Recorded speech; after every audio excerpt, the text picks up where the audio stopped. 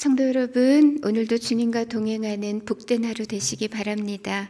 우리 샘물의 기도 하나님께 올려드리겠습니다.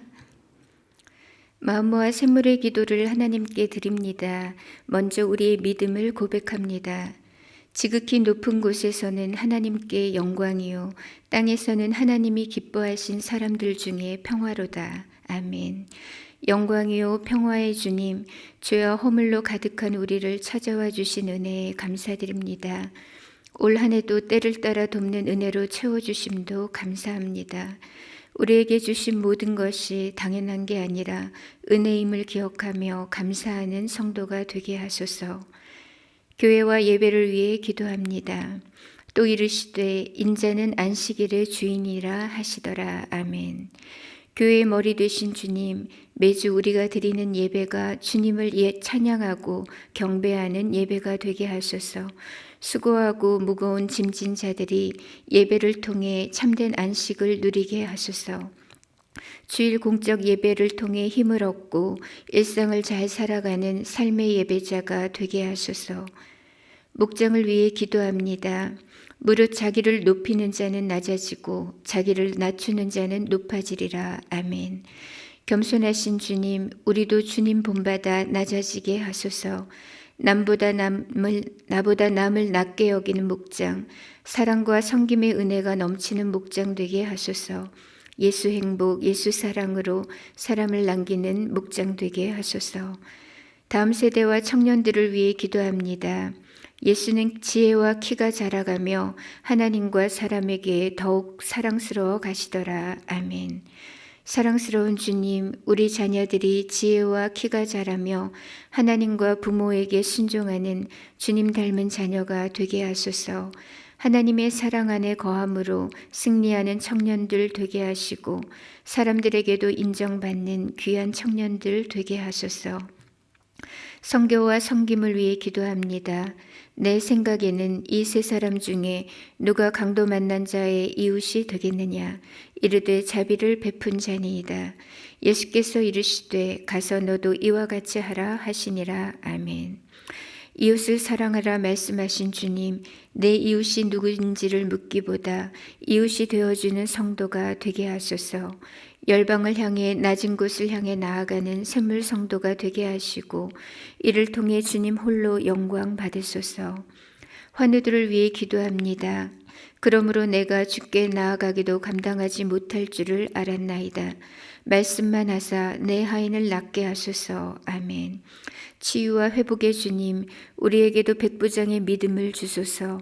믿음으로 기도할 때 육신의 질병과 정서적 아픔으로 고통받는 자들이 회복되게 하소서. 쉬지 않는 기도를 통해 밤낮으로 기도를 들으시는 주님을 만나게 하소서.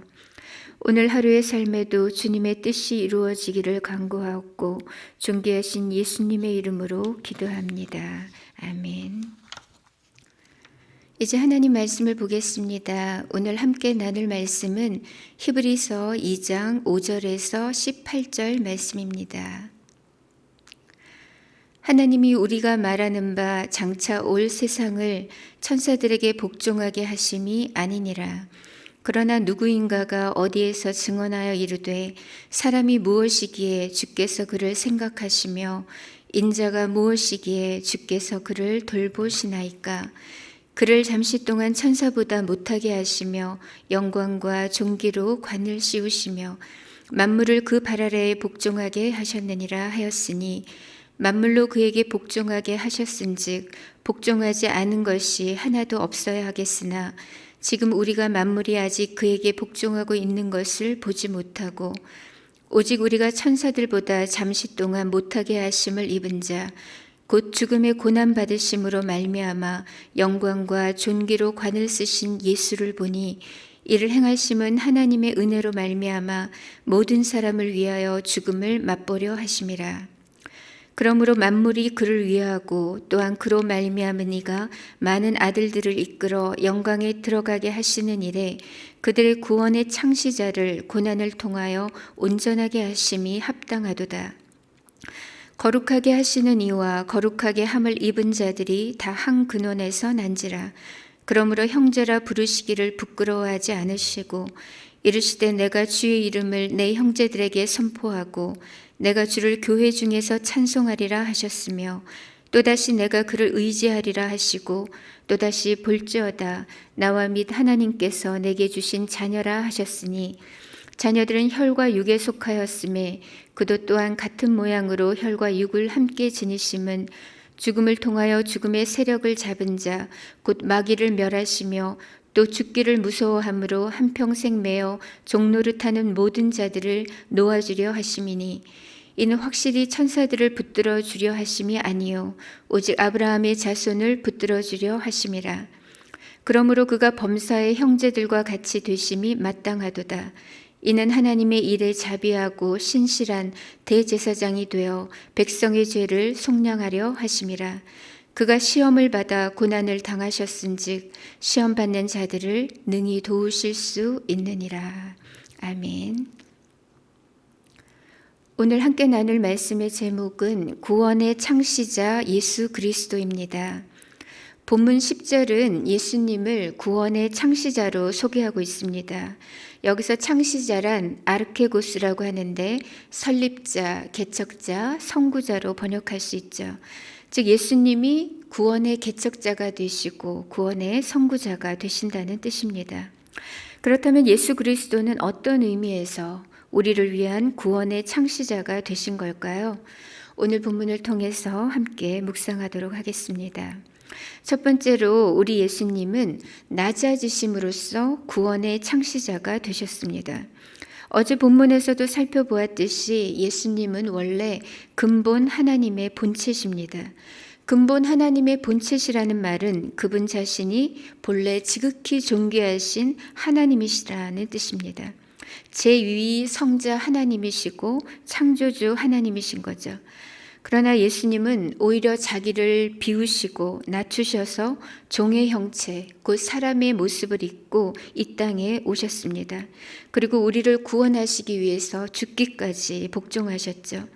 하늘 보좌와 영광을 다 내려놓으시고 말씀이 육신이 되어 하나님 자신이 우리 죄인들 곁에 내려오신 것입니다. 이 그리스도의 낮아지심을 인카네이션, 곧 성육신이라고 부릅니다. 오늘 9절 말씀도 이 성육신 사건을 말해주죠. 예수님을 천사들보다 잠시 동안 못하게 하심을 입은 자로 표현합니다. 즉 예수님은 창조주시오 거룩하신 하나님의 아들이시지만 잠시 동안은 천사들보다 못하게 되셨던 분이라는 거죠. 죄인의 형상을 입고 이 땅에 내려오셔서 모진 고난을 받으시고 십자가에서 죽으셨기 때문입니다. 그래서 이사야 선지자는 이 메시아를 고난받는 하나님의 종으로 묘사했습니다. 그리스도의 낮아지심으로 말미암아 우리가 나음을 입었고 구원을 받았으며 부활의 영광에 동참하게 된 것입니다. 만약 예수님께서 죄 많은 우리 인생들 곁에 내려와 주지 않으셨다면, 미천한 우리 곁에 친히 다가와 주지 않으셨다면 우리에게 구원은 없었습니다. 예수님께서 우리 대신 죽음의 자리까지 내려가 주셨기 때문에 우리가 그분 안에서 영원한 생명을 얻게 된 것입니다. 그러나 예수님께서 이 땅에 태어나시던 그날 밤에 이 땅에는 아기 예수님을 위한 방 한 칸이 없었죠. 누우실 자리조차 없어서 그분은 마구간에 말구 위에 누이셨습니다. 세상은 창조주 하나님을 알아보지 못했습니다. 하나님께서 친히 자기 땅에 또 자기 백성을 찾아서 오셨지만 그 누구도 환영하지 않았고 영접하지 않았죠. 이 땅에 오신 예수님은 그 후로도 머리 둘 곳이 없으셨습니다. 존귀하신 하나님의 아들이 육신을 입고 이 땅에 내려오신 것부터가 그분께 말할 수 없는 고난이었습니다.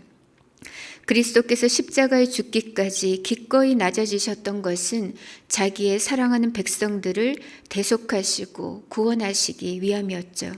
그러나 그리스도의 낮아지심은 한시적인 낮아짐이었습니다. 잠깐 동안은 피조물인 천사보다도 낮아지셨을지라도 그분은 죽음에 갇혀 계신 분이 아닙니다. 약속대로 사망의 권세를 깨뜨리시고 부활로 승리하셨죠. 그렇게 해서 예수님은 우리의 구원을 다 이루셨고 또 우리로 예수님의 형제가 되고 하늘 아버지의 자녀가 되고 영적인 한 가족이 되게 하셨습니다. 예수님은 낮아지심으로써 우리에게 구원을 주셨어요.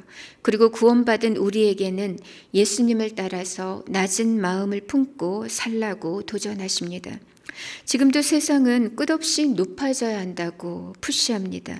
더 많이 가져야 한다고, 또 더 위로 올라가야 하고 더 강해져야 한다고 말합니다. 그러나 이것은 그리스도 예수의 마음이 아닙니다. 그리스도 예수의 사람들은 낮아지는 삶으로 길이요 진리요 생명 되신 예수님을 따르는 자들입니다. 오늘도 가난한 마음, 겸비한 마음, 곧 그리스도 예수의 마음으로 살아가는 저와 여러분들 되시기를 바랍니다. 두 번째로 구원의 창시자인 예수님은 우리를 위해서 엄청난 대가를 지불하셨습니다.